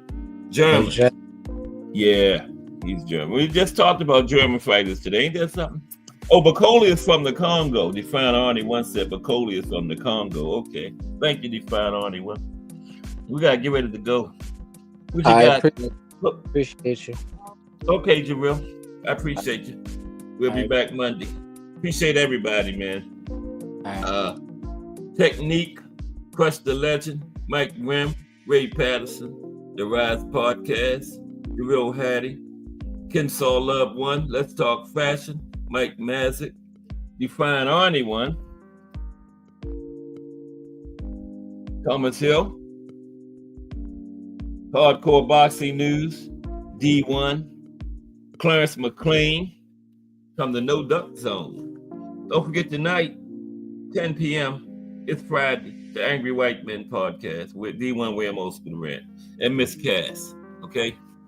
Join me tomorrow because No, don't join me tomorrow. I ain't gonna be here. Monday, we'll be back. Because if it's Monday through Friday at 2 p.m., it's the Boxtorian bringing you all that boxing history. Just do boxing straight ahead. This is Cass Sports. Everybody have a great weekend. and I will see y'all around those JBT streets.